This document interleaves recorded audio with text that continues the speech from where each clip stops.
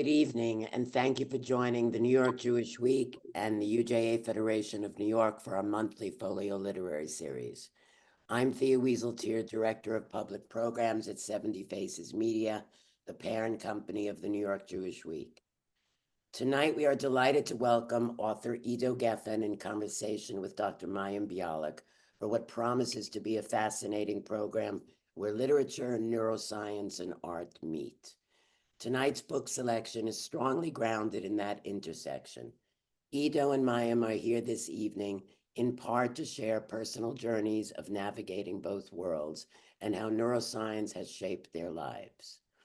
Our partner, UJA Federation of New York, knows the importance of battling the stigma of mental health with dignity and compassion.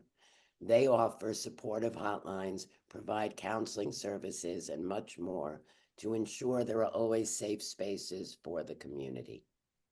That's in addition to UJA's abiding work to care for people in need, address anti-Semitism, and strengthen Jewish life. And as Israel continues to navigate the long-term effect of post-October 7th, UJA has invested more than $160 million so far to address every imaginable need across Israel. We join you in hoping that things improve one day soon. And now an introduction to our guests. Mayim Bialik is best known for her lead role as Blossom Russo in the early 1990s NBC television sitcom Blossom. She played the role of Amy Farrah Fowler on the critically acclaimed CBS comedy The Big Bang Theory, a role for which she received 2 Critics' Choice Award wins, 4 Emmy nominations, and a SAG Award nomination.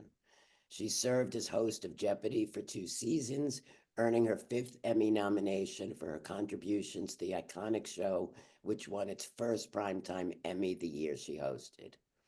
In 2021, Bialik wrote and directed the feature film As They Made Us, starring Dustin Hoffman, Candice Bergen, Diana Agron, and Simon Helberg. She hosts a popular mental health podcast, Mayim Bialik's Breakdown, with over 60 million downloads. Mayim holds a BS and a PhD in neuroscience from UCLA, and she has authored 4 books, 2 of which are on the New York Times bestseller list: Girling Up, How to Be Strong, Smart, and Spectacular, and Boying Up, How to Be Brave, Bold, and Brilliant.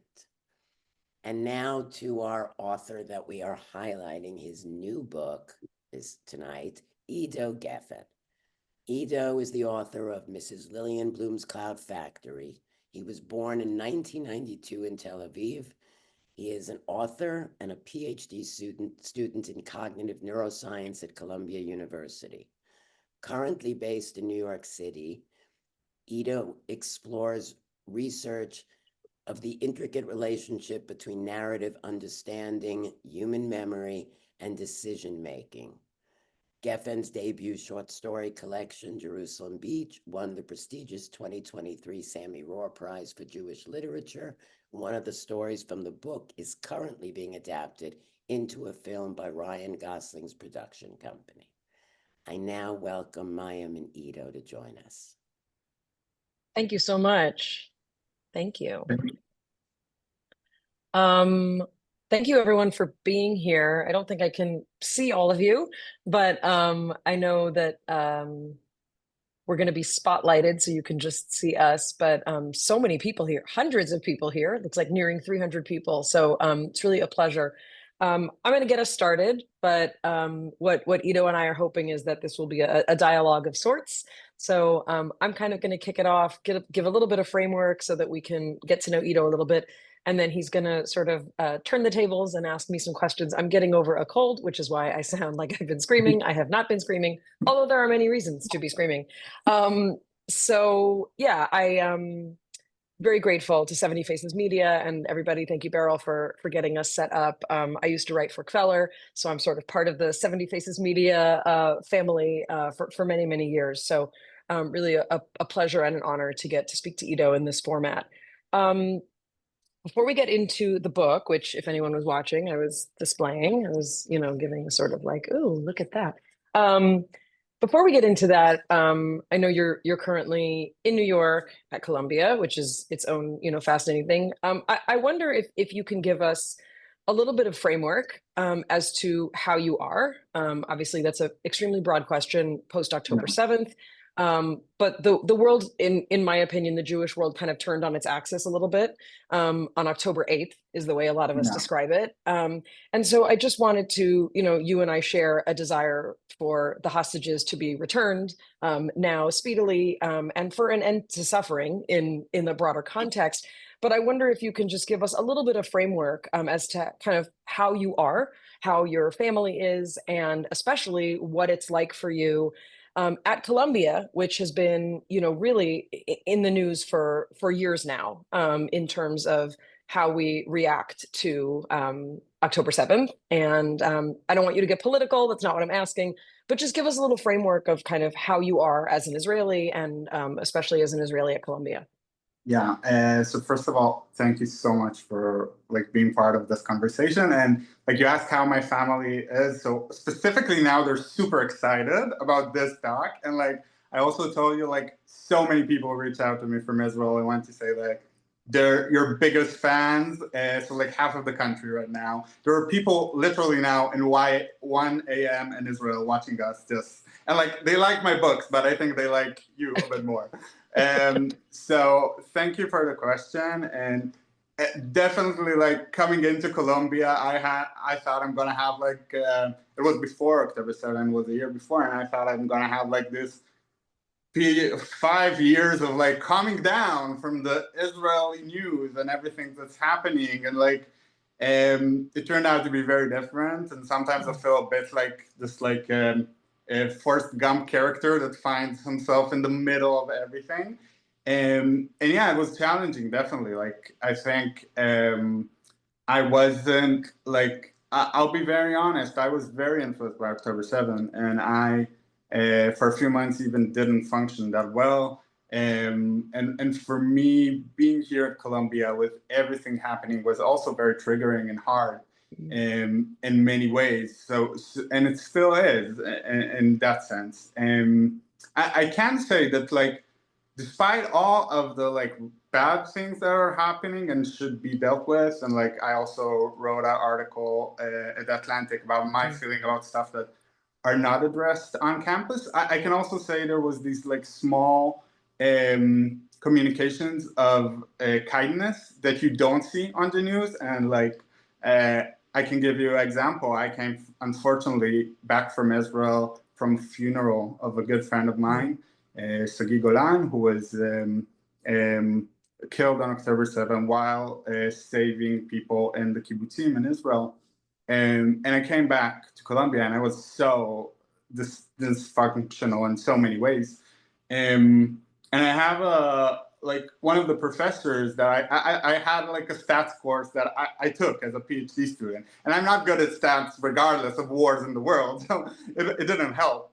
And I came back after a month and a half that I just didn't attend the class, and the professor came to me in the end of the class. He's Irish, and he told me, "Listen, Iddo, like I can't completely understand what is going through you. I can't imagine. I can only say one thing. And when I was a young person in Ireland, I would hear about my friends who would go to the kibbutzim and meet the most wonderful people in the world. And it was so heartbreaking for me to hear what happened on October 7th. So I can't imagine how it was for you. So I think for me, that was such an act of kindness and compassion that you don't read about in the news, and can really help me like get out a bit of that situation. So again, everything is complex, but I do feel that the places where there are humans that see your pain, and people from all this region have pain, Israelis and Palestinians, I think that's a place that I feel that there's a way forward. Thank you. I appreciate you sharing that, a little bit of the personal and also, a little bit of hope we can hope for. Let's get into a bit about the book. So I'm going to ask you the most generic question that writers get asked. tell us why you wrote this book. But I'm going to sort of add, like, if you can give us a little bit of the flavor of your experience, both as a scientist and as a writer, and how that sort of played into this narrative of this really fantastic woman who finds herself kind of accidentally at the intersection of worlds. Yeah. So I have to admit, I wrote it for the money. Like, no, I'm kidding. Like, for me, like, I think this idea for this book started when I was in high school in Israel, and my dream back then wasn't to be not a scientist and not a writer. It was actually being an NBA player. And my Jewish smart parents told me that the best way to be an NBA player is to go and learn in a specific science class in Ra'anana, in the place I grew up in. And their very logical claim back then, at least I thought, was the best basketball team in Israel is in that high school. Get to the science class, get to the team, and you'll be an NBA player. I did not get into the team, but I did find myself studying physics and mathematics and not understanding what I'm doing there. I'm also dyslexic, and it's a big part of my writing. And for me, it was really hard. And like, I remember a few months after I started in this class, there was like, they took us to a field trip and in a planetarium. And when we went up the stairs, there was like a big switch, and there was like, on it, there was like a sign, do not press. And I just looked in it and I'm like, okay, if I press this, maybe I'll go home earlier. But unfortunately, like, I was a nerd, so I wasn't like, it was too much for me. But then we had this like lecture about like the solar system and physics, which I hated. And like, the only thing I was obsessed with is like, what does that switch do? And during that talk, I had this like weird idea that maybe this professor that is talking about this subject that I'm not interested in, maybe he's like fooling us, and the reason we have night and day is not related in any way to the laws of physics, but there's a much easier explanation, and that there's a woman in that planetarium that her job is to wake up very early, turn on the switch, and then the sun rises up, and then she drinks some coffee, goes to sleep, or in the afternoon, and comes back, and then you have, she turns the switch down and you have night. And I think like that was my first story, and that came from the what if idea that was exactly this interaction between like, I think science and literature. And for me, literature was always the place where I could explore the questions I can't explore in science. And diving into this book, so it was, I had this like scene in my head of a woman in the middle of the desert in Israel with a glass of martini and a burgundy robe, completely happy.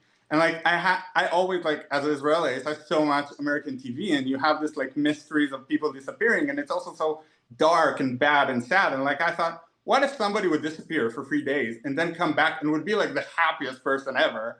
And what happened there in that 3 days? And this story is really the story of Sarai Lindblom, the main character, which is a mom and a teacher and has a lot of stuff in her life. And her real dream in many ways was to be an engineer or a scientist, but life took her in another path. And through the story, her family understands that she actually just chose, in a sense, for once, to go with her wildest dreams in these 3 days, eventually even leading to a startup company, which like, it's just crazy. And the place she did it, because like, Israel is very known for the tech industry and this high tech thing. And like, it's also part of the translating it. It's even a bit hard to English because it's so embedded in culture.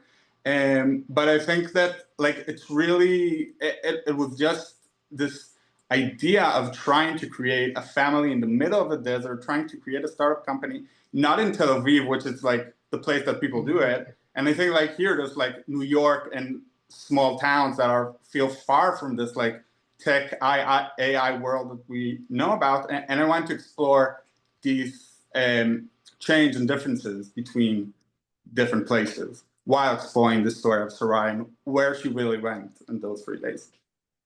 And that kind of, it's a perfect kind of tee up for my next question, which is, this book, I mean, many aspects of your writing are different kinds of love letters, I think, to Israel. And by extension, to the Jewish people. I think that a lot of people are understanding more of our need to understand Israeli culture, since October 7th for sure.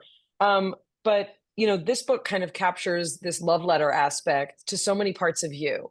So there's sort of, there's aspects of it being, a love letter to whatever path you take, and also the lesser taken path. And it's a kind of love letter to science, right?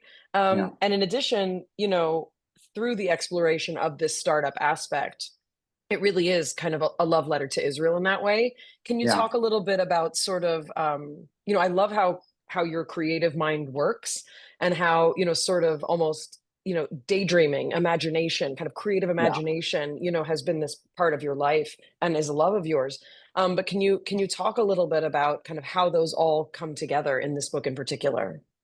Yeah, definitely. Like I can say that this the thing that was like sometimes writing, like I wrote only 2 books, so I don't have a lot of experience, but like sometimes writing a book is not a fun thing to do. I feel it's like even so I think sometimes people imagine like being a scientist this very boring job and being a writer this very exciting one. And I actually think it's pretty much the opposite. I think like being a scientist is like being a child just as an adult and asking like these crazy questions. Being a writer is like just being in front of a computer for hours and trying to write something. So it was very hard for me in many ways, but the thing I felt throughout the writing in this book, that it was mostly like playful and fun, and like it took me back to the stories that, I don't know, my parents would tell me as a child, and I really wanted to be this kind of adventure.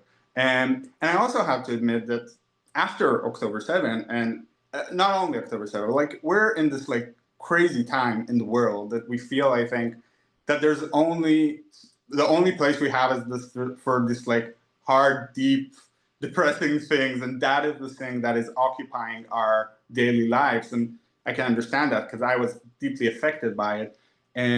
But I can say in many ways that for me, I had a big question like after October 7th. One, what is this place of a book that is just like fun and about science and about people regardless of anything? Like it's not about Trump, like, and there's so many things others in that story.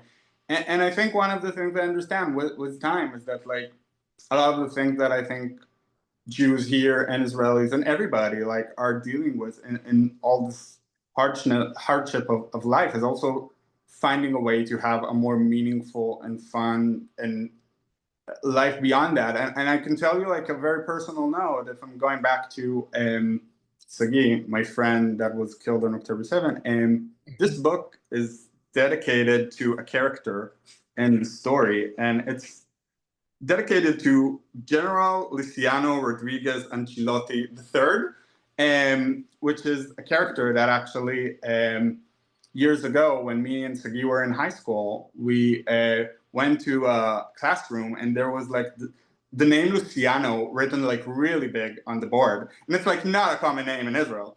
And like me and Sagi would always like joke around. And so I asked Sagi like, who is this Luciano guy?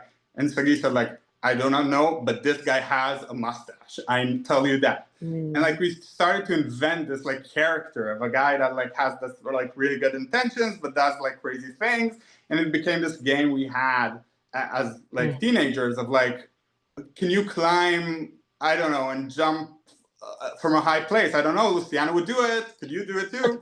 And it became this like part of our relationship. And like I'm thinking again, after everything that happened, and this book is very connected to what happened to me specifically, I asked myself, is there a place for that? And I think the answer I get to is, of course it is, because if I'm thinking about Sagi, he was many things. He was in art, like he was a very brave person who saved lives, and he was an amazing fiance, and he had amazing friends and family, but he was also like a very funny guy, and it was such a part of him. And I think for him it was so important to display those stuff. And I think literature I don't know how you see it, but like I feel a lot of the time science is about like having just like more general assumptions about big populations. Like sometimes it's a bit changed in the past years, but in general, it's like what can we say about the human brain and about people, and there's something about literature that takes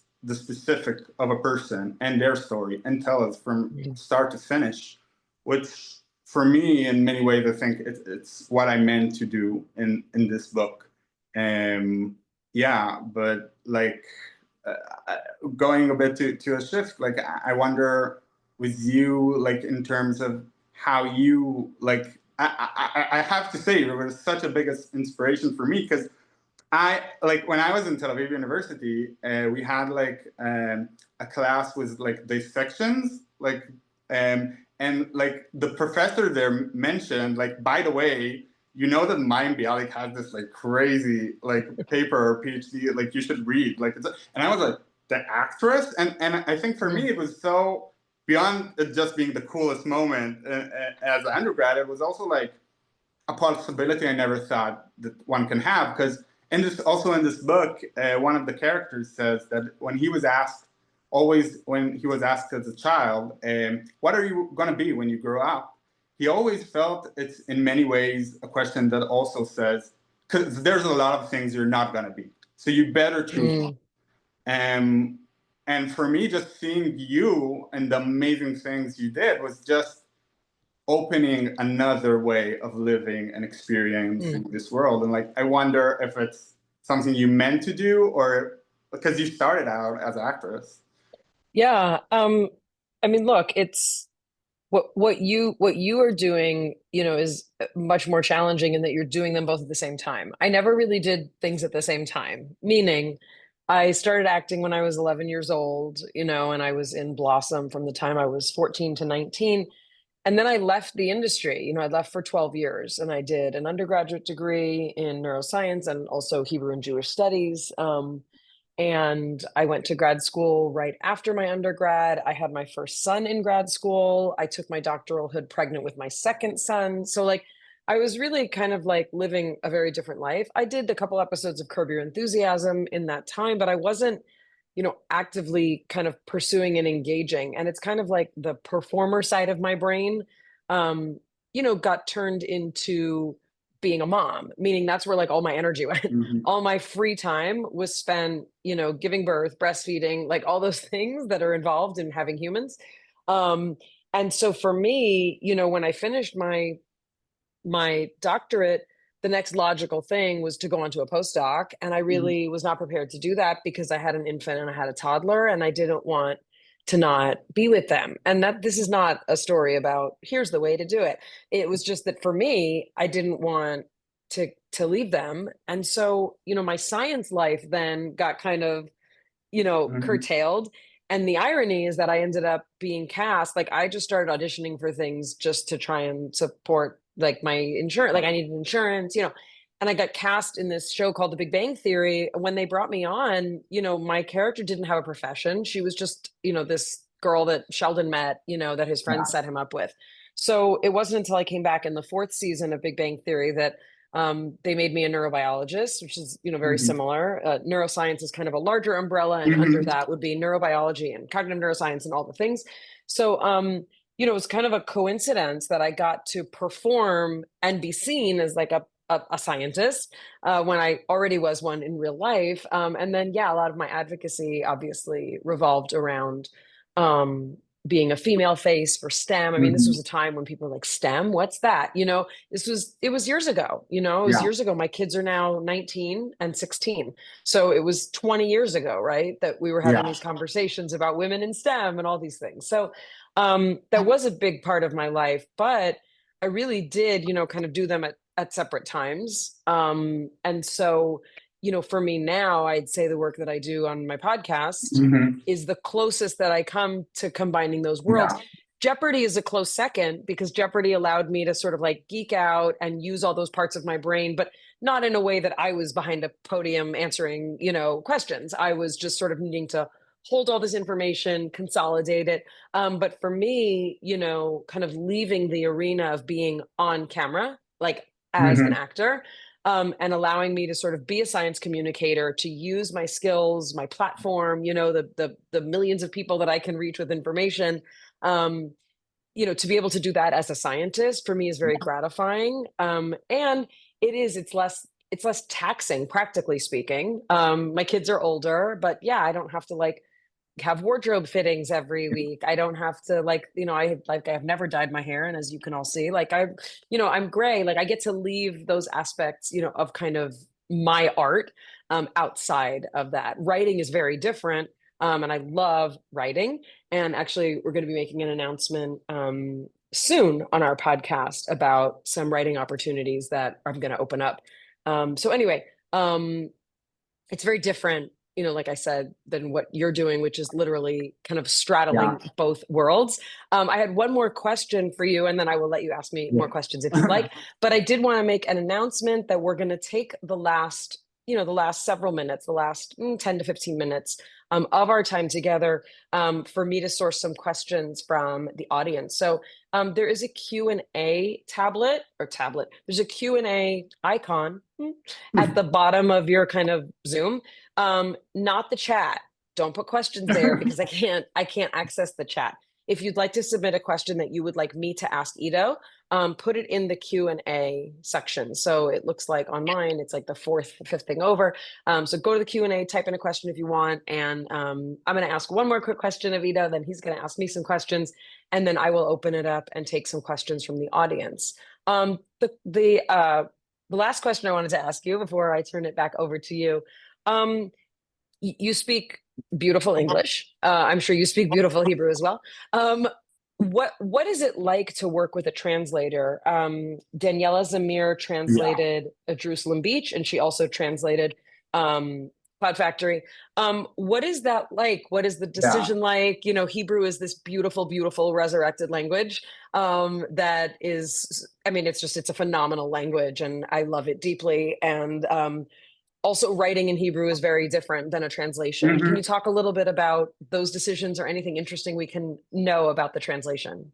Yeah, definitely. So Daniela I haven't really, it's an amazing opportunity to work with her, and she's such a good translator. And for example, the Sammy Rohr Prize, it's both of us won it because again, it's really such a really the ability to translate, in my eyes, it's not just the words themselves and the specific phrases. It's really something about the climate and the energy of a place, which is so hard. And I can give an example, for example, from Mrs. Lindblom's and also Jerusalem Beach. There's the thing was the tech world is very big because in Israel it's such a big phenomenon. For example, there's in Israel, a lot of people say do an exit, and I don't know if you heard that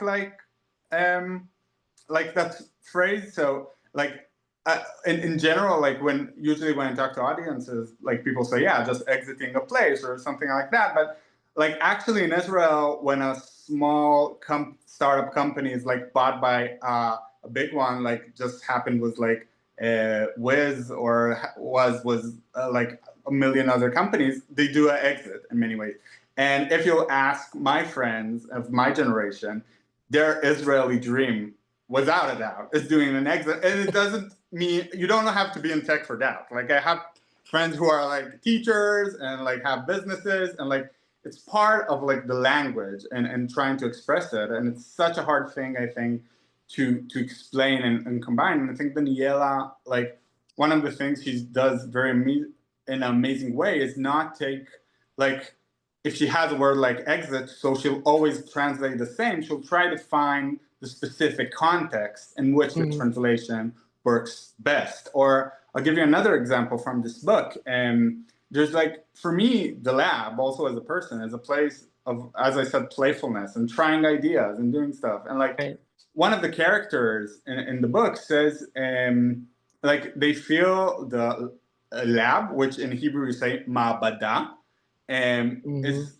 like a place that things could be lost and found, which in Hebrew you would say ma'abada from ibud, from being lost and found. And it's it sounds very similar. So I was like, okay, there's no way of translating this part. Like, it's so specific to Hebrew.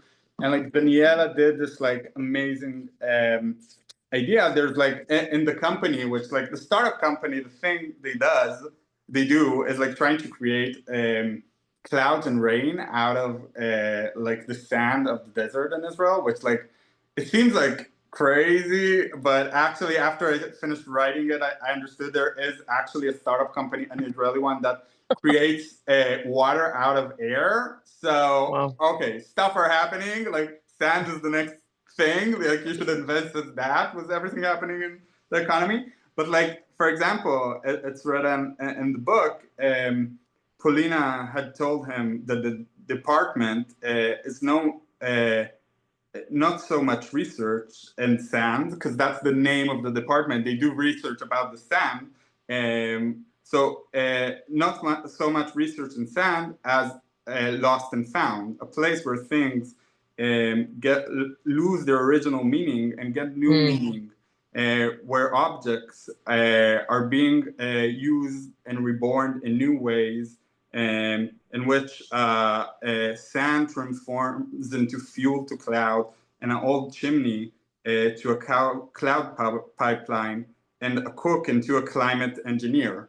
So like he took, I don't know, something that I didn't think about and from another place in the book, but created it in such a beautiful way. And yeah, I think there's something very intimate working with a translator, because it's really like giving your work to somebody else. And my feeling is that the translator, she should be like an artist as well, like in many ways. I think also a lot of people, a lot of Israelis also feel their English is amazing, and like they would get like translators send stuff, because that's a language like I know. I have the book in Korean. I don't have a clue what's written there, and I don't have that communication.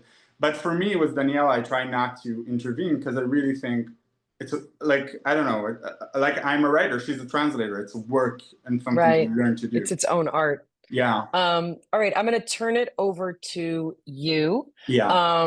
I see there's already some questions building up, and some Okay. in any Jewish chat, there's criticism about how we're doing it. So maybe in the second half, everyone will be happy. But yeah, happy to talk about whatever you want to talk about. I'm happy to talk about neuroscience, my stuff, like whatever you want. Totally. So I can say like the thing I'm most excited about in my research is trying to understand how the brain understands and remembers stories. And that's a big part of like my work and my passion. And I feel that in your podcast, you have this like amazing ability of taking this like very complicated ideas and theories and put it in a way in the conversations you have that it's so like accessible. And I think that's like the most amazing thing in my eyes for like a scientist to do, because it's really like, in a way, I think there's a lot of feeling sometimes that like scientists should be like, I don't know, in their labs, and like people should just trust they do know what they're doing. But I think it's a big part of it. And like, so I was just wondering, like, first, how do you do it? And in a more, and if the experience you had as an actor, as somebody who came from the entertainment business, in a sense, was helpful in any way in doing that. Yeah, I mean, I think, I think you're right. I think a lot of people see these as very separate worlds. And, I had never listened to a podcast when we started ours.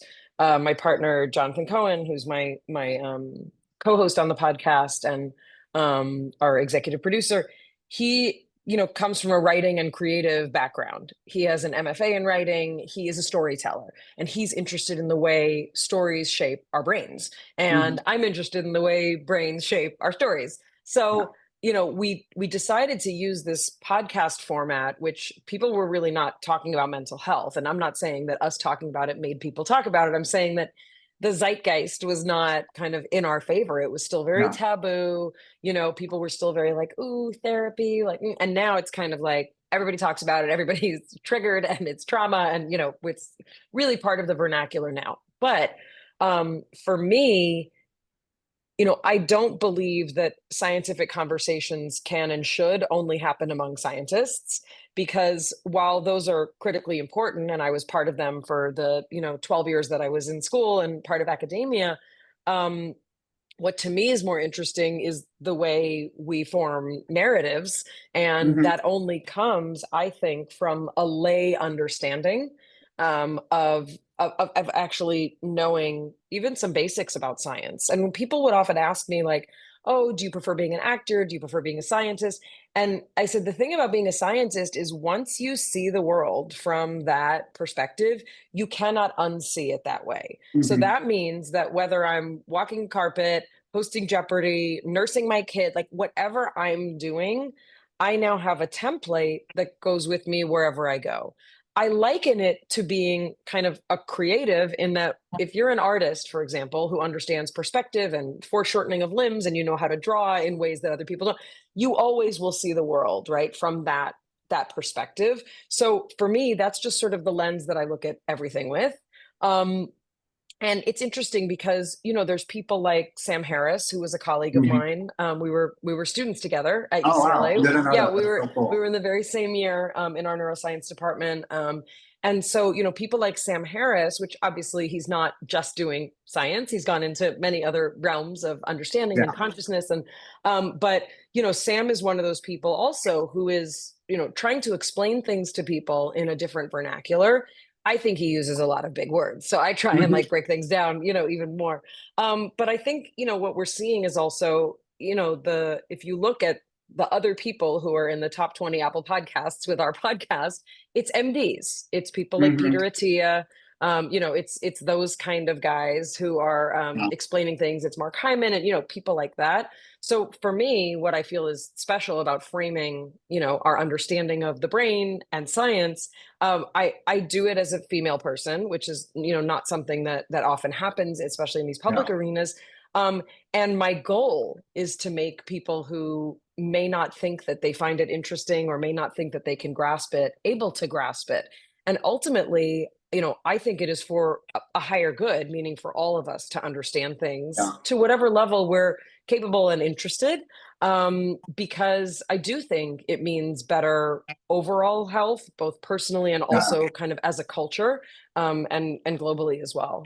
Yeah, definitely. And I have to say that I feel also this work is so important, not only for the general public, but also for scientists, because I feel there's something sometimes, and I felt myself in my PhD, when you're getting in this like very specific field and you have all the assumptions and work, you sometimes like lose some of the like, I don't know, the bigger picture questions were so important. And I think I think it's a challenge for scientists to explain it also to the general public, but it's a way of making your science better and getting the criticism from people who are outside the field. As by the way, when I write books and like before I submit it to my editor, I send it to a few friends of mine. None of them are from the literary world. Like I do not want like people that are writers themselves to, because in the end of the day, I'm doing it for people who are not writers. And I want, maybe before we move to the questions for the audience, like one more question that you're just in this amazing position with your podcast and talking to these like amazing people, and also a lot of them share about things like trauma and things that I think we all are dealing with, and it's like Israelis, Jews, but everybody in the world, and it's such a stressful time and there's so much uncertainty. Like, is there stuff you learned from talking to so many experts with their different views about, like, if I am now a person feeling I have like anxiety or any kind of trauma in the current world from stuff that I don't control, is there anything I can do to a bit make my situation a bit better? Yeah, it's interesting. One of the questions that someone posted was about intergenerational trauma, and some of this really incredible research has come out of Israel, and some really, really, phenomenal research, and really kind of introducing that to the larger public in terms of PTSD. I think that, I mean, there's several perspectives on this. We had Gabor Mate on. and he, kind of classifies everything as trauma, meaning everything creates these sort of traumatic Mhm. rifts. We like to talk about, lowercase t trauma and uppercase T trauma. Mhm. And especially it's hard. A lot of young people use some very hyperbolic language. And, things can feel traumatizing that, by clinical diagnoses, we would say, Yeah. okay, that's upsetting, or, could be Yeah. damaging, or could be insulting, or, fear inducing, right? But not necessarily traumatizing per se. So I think that, you know, what's important, and what one of the things I've learned is I really want like everyone to be the same. Meaning it makes my worldview so much more pleasant if I just assume that everyone's the same. And if Mhm. I can't do something, it's because there's something wrong with me. And if someone else can't do something, there's something wrong with them. And what's true, and what we know from trauma, is that everyone has such varied sensitivity and kind of emotional skill set, right? We inherit coping mechanisms from our parents. And, one of my favorite things that we talk about, the egg that is you, the egg that made you, was in your grandmother's womb. Meaning, whatever your grandmother experienced, she already had the cells that Mhm. became your 23 chromosomes that your Mhm. mother contributed to make you. So we all do carry varying levels of imprints. And this is where it's kind of interesting. We talk a lot about this on our podcast. This is where it gets into realms that many people dismiss as not scientific. And there are many scientific ways to discuss memory. What does Mhm. it mean to say we have a timeline that we can experience? Anyone who's experienced a true flashback, not a memory of Mhm. something bad, but a true flashback, can tell you they're not remembering anything. They are in a different timeline, right? Mhm. What does that say for conversations of consciousness? And obviously there will be always scientists who say, I'm not going to entertain that, in a kind of layperson's Yeah. setting. But we've been really lucky to have people like Michael Singer. We just had Dr. Bruce Lipton, Deepak Chopra, we've had on twice, people who want to engage in kind of communicating this, Yeah. because it can help with healing, both on Yeah. a micro scale and a macro scale. Yeah, I can also say that like these questions that you explore specifically about consciousness are like one of the things that I'm most excited and passionate about. And a lot of the times I feel I do not have the tools to check them in science, so I take them to my stories and writing. And for Right. example, I have a story about like a guy that his day job is just creating dreams. And then he uses it to like manipulate people around him to do the things that he wants. And Amazing. and for me, and that's actually the story that was optioned by Charlie Kaufman and Ryan Gosling. It's going to be shot soon as a movie. That was And another one of the questions. Can you tell us a little bit about that? oh, okay, yeah. So that's the story in a sense, and I can say that's a story that without studying neuroscience and cognition, I wouldn't get to, because I was Mm. like in my first year, I took a course like about cognition, which I didn't understand anything. It seemed to me like science fiction, but like this idea that there are people who are trying to take these amazing things that I knew from literature, which is memory and decision Hmm. making, and like what makes us human. Like in the end of the day, like I actually was planning on like learning literature and philosophy and as undergrad, and I Mm. just felt that the thing that I'm passionate most about is the question, what makes us human?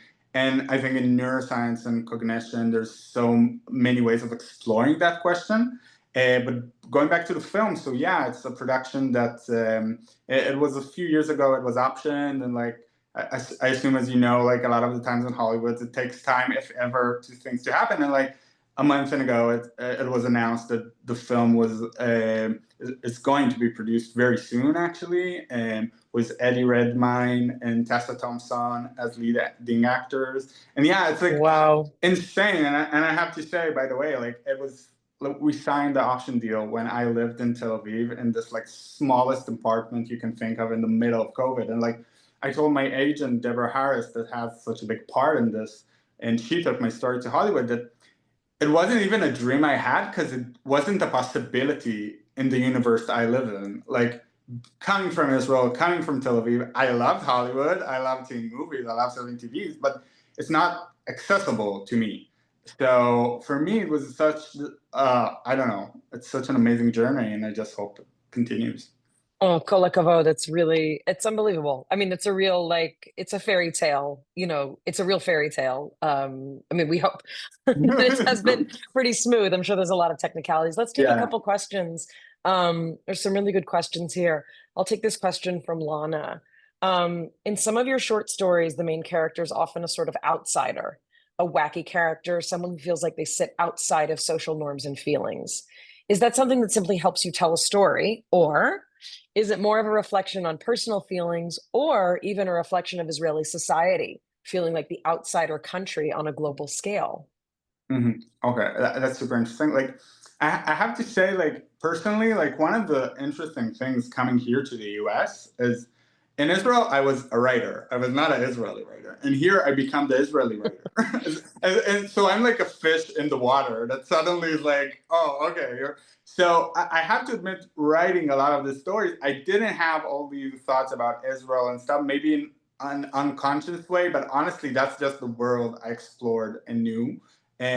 But saying that, yeah, for me, I think like I know, like I feel the right answer you should say as a writer is like write about what you know, and I feel a lot of the times I'm more curious and excited about writing stuff I'm not sure about and exploring phenomena that I don't know if can happen in the real world. And like Mm, I have another story, for example, about a kid who decides to just live inside her own dreams, and how would that and look like and feel.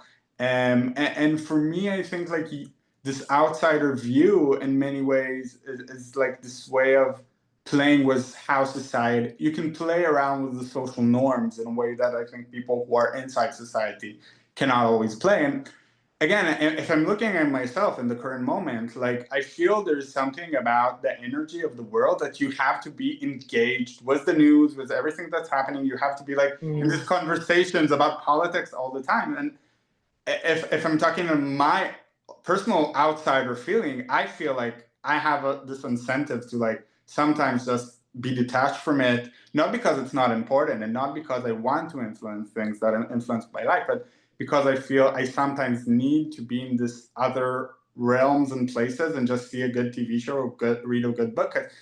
That is just a way to play with places in my humanity that I don't get to when I just see the New York Times or like something like hmm that.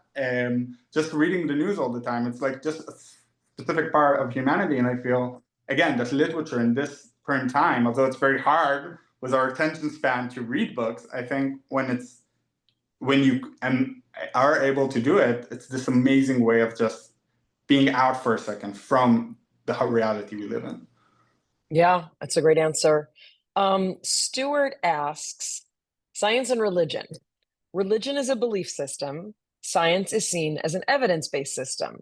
Can science also be said to be a belief system, especially in Uh, terms of neuroscience? Really fun question. okay. First of all, I'd love to hear what you think because actually I heard your last episode, which a bit talked about that. And Hmm that's a super interesting question. I honestly think, as was told in your podcast, that science is more a tool for me than anything else. hmm And it's a way of exploring stuff, and there's stuff it can do and stuff it can do. For the time being, it's hard for me to see how science can predict those questions. Saying that, I think that spirituality and religion and Jewish identity, it's such a big part of my experience, especially now being not even related to October, by the way, just being in the US for a few years and asking hmm myself, what am I in the world? Because in Israel, you're just Israeli. And here, like, it's a bigger question.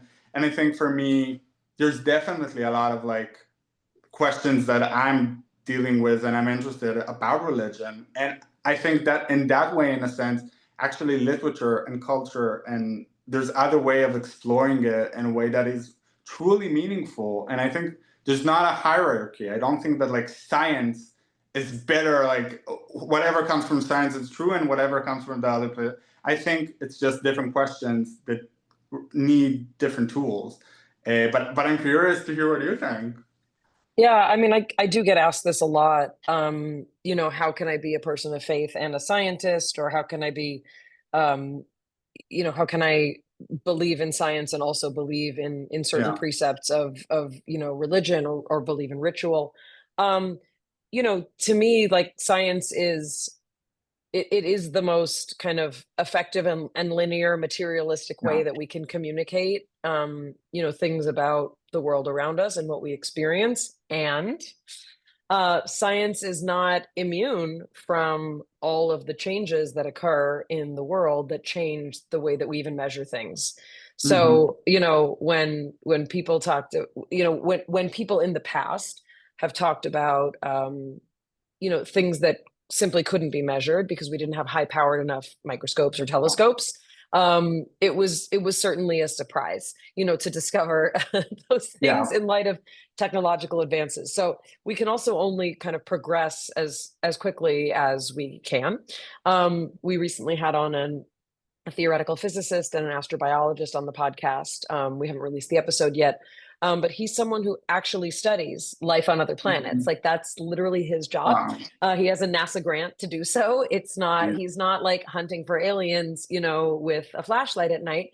But it's very important because to the public, there's a way that certain people want him to search for aliens, and that is like Mhm. in their backyards and in the ships that they experience being taken into. So it's kind of like you want to use the tool for what it's good for. My rabbi used to say, if the Torah is your science book, there's better science books, right? That's not Mhm. what its purpose is. But for me, like on a much larger scale, we are just beings floating Yeah. on a planet that is hurtling through space. Most of what exists cannot be seen by us or measured. Yeah. Like most of what Yeah. exists cannot be seen or experienced. So to me, we get to, play with all of the information that the universe gives us. And it resonates with people differently, and it's going Yeah. to, and I also think that's okay. My comparison is you don't need to believe in gravity for it to exist. I kind of feel the same about God. Like, I don't really Mhm. care what you call it. I don't care what I call it. Do I believe that I can control the sun coming up tomorrow? Absolutely not. Do I feel a sense of awe about the fact that it does come up? Yes. And that's a choice, but it's not right or wrong. It's going to come up whether I want it to or not. Yeah. Totally. Next question. Does my podcast have closed captions? We did for a time. I will look into that. Not a question for you. What was the other question I wanted you to speak to? We did that one. Oh, um, this is a broader one, but one that I'd love for you to speak to. From Michael. It seems we live in an era that requires an intricate embrace of nuances around what it is to be human, especially in the context of the conflict in Israel. It's difficult not to feel so threatened that by default we exercise sweeping judgments of who are the Mhm. good ones and who are the bad ones. How are we to use our knowledge of the human brain, and I would say the human experience, to strengthen a commitment toward understanding these nuances and advocating the need for cessation of suffering all around? Mm.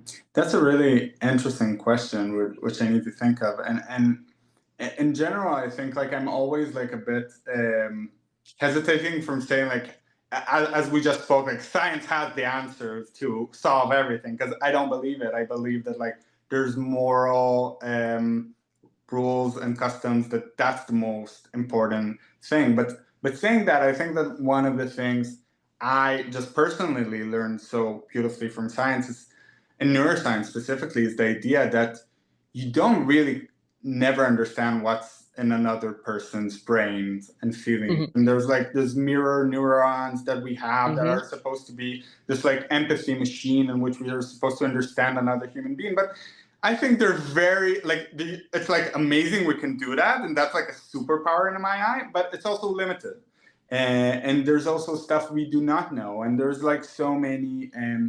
There's a beautiful work that was also done by Israeli scientists. It was done by Uri Hassan in Princeton and Yarai Sharon, when they checked, like they took a story by J.D. Salinger Hmm. about a guy that thinks that his wife is like cheating on him, and they took two groups. One group, like they said to them, "Yeah, it's true," and one, he's just Mm. delusional.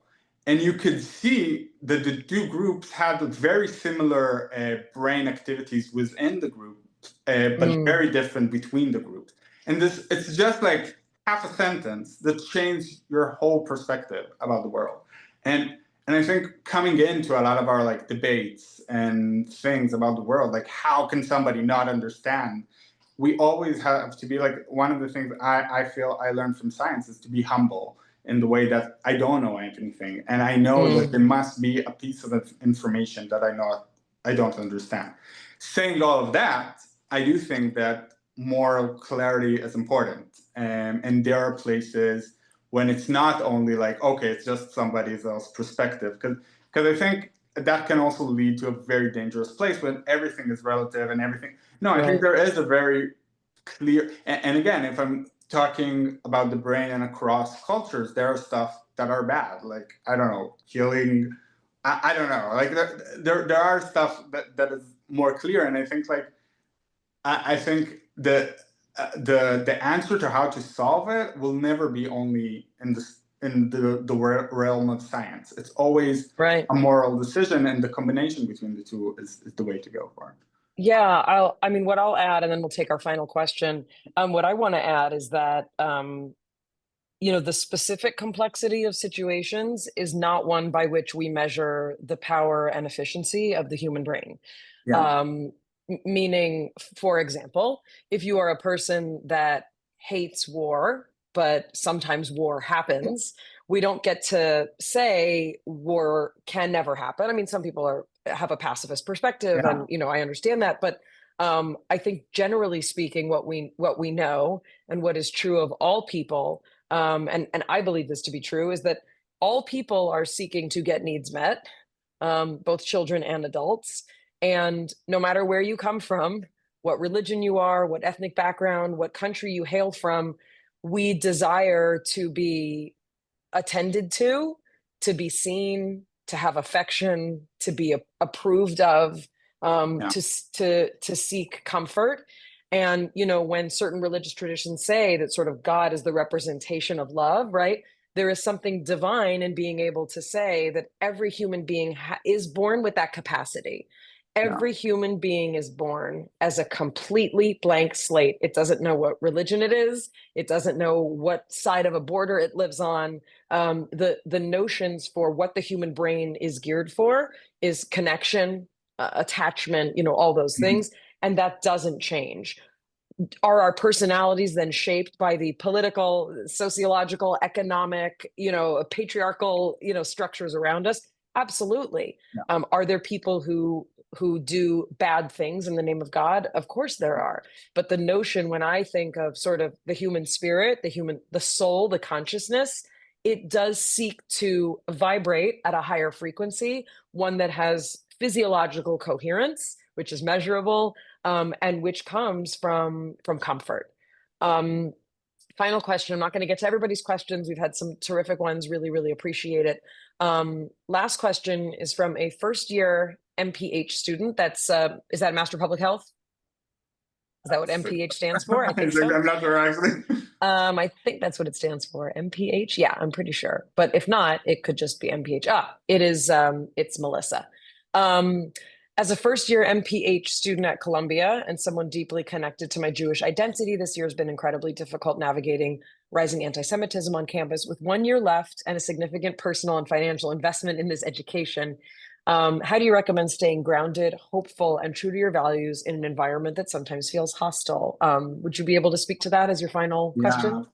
First of all, it's a beautiful question, and like I want to say in front, like if her name is Melissa, or Melissa, if you want to contact me, like feel free, or anybody else in the audience who are students at Columbia. Like, again, I can say for me, the past year and a half in Columbia were very, in many ways, difficult. There were always amazing stuff, but it was also difficult. And I think for me, it was a lot of big questions about my identity and what am I part of this place and where do I stand and say I'll give an example, just writing to the Atlantic about my feeling that there is like this hate speech that should be more addressed. Like it's a thing I was concerned about doing, but I felt that, and again, it was very important for me to explain it to somebody that usually like is not from like, I know I would convince my parents. Like, I want to get to people that really I want to understand stuff that people I think are lost in translation. Or I'm an Israeli on campus. There's stuff I see that I think people don't understand. For example, like last year in the protest, there were these like red triangles that represent for every Israeli. It's like Hamas, when they have targets of people, they use that triangle. And I honestly think that there were people holding those signs not knowing that meaning. But for me, it's like something that is very disturbing. And I think like one of the questions I get a lot from Israelis is like, why are you in Colombia and why are you not just going to another place? And I have to say that in many ways. So first, my answer is first, there's a lot of like kindness and good behind the scenes. Like there's something about the news that shows only the bad things that are happening. And I can say from a personal level, there are professors that approached me and helped me, and colleagues that didn't agree with me politically, but were there for me in my pain. So I think it's more complex in that sense. And the other thing is that I feel like the most important thing is just being there despite everything and showing your identity and voice. And I think I had really amazing conversations after the article with people who do not agree with me in any way, but just understanding how personal it is for me and having a conversation that is, again, like I think there's so much pain in this conflict and everything that happened in October 7th. And when I also hear Palestinian students that talk about their pain, there's stuff I can understand and relate to. And I think like it's such an important thing of starting at least from that place. And it's not always happening and it's challenging. But I think like I wouldn't want to live in a world where everybody thinks the same. It doesn't matter if it's Columbia University. It doesn't matter if it's Israel. I think it's important to have diversity of thought. And that's exactly like Melissa, the fact that you are here in this space and you're sharing, even without like, I don't know, protesting or just being with your place in the world and people knowing you and knowing the complexity of it, you already bring so much to the table. So that's just an amazing thing. And I do want to, just before we finish, just say also in the name of so many people in Israel that asked me to tell you this, Mayim, like, thank you so much for being like a voice for so many people that felt that after October 7, it was hard, again, to talk even about the pain and about the trauma and stuff that happened. And I think like your choice of showing that in a way that it meant so much to people who were going through it. And it's not, I know personally, and I think we all know, it's not easy taking a stand on anything these days. So really your braveness and humanity was so Thank you. important in so many ways.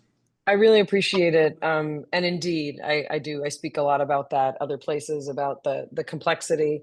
But, you know, as we wrap up here, I want to thank everyone and also say that, you know, kind of part of what brought us together was me on just a human level, really wanting to extend some grace, like chen, like just some grace to you as you navigate, you know, as you said, if you're swimming in water, you don't know what the temperature is. You know, you hadn't thought of yourself as a controversial person as a Israeli writer.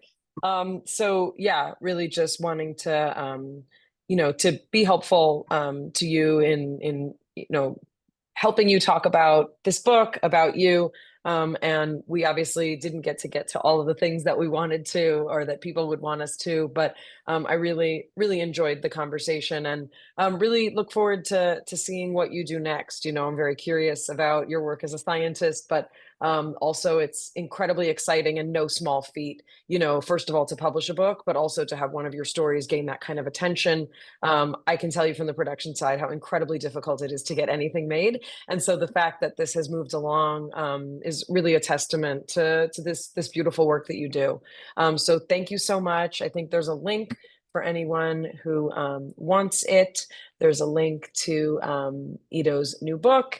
And yeah, I guess we will sign off unless someone tells me to do otherwise. I just Thank you so want to much. say Yeah. also, like, thank you for the JTA and everybody involved in like organizing it. And just to say, like, having just spaces in which like Israeli literature is talked about is so important. So if there's people in the audience that are in communities that are interested, Jewish or not Jewish, about just talking about literature in this time, just like inviting Israeli writers, it's such an amazing thing to do in this time. And so just saying that out loud. Thank you, Mayim. Thank you, Iddo. Thank you all that joined us tonight. This was wonderful. Take Stay care. Am Pesach Yisrael Sameach. Chai. Take care. Chag Sameach. That's right. We didn't even Chag get to talk about Sameach. Passover. Chag Sameach. Bye. Bye.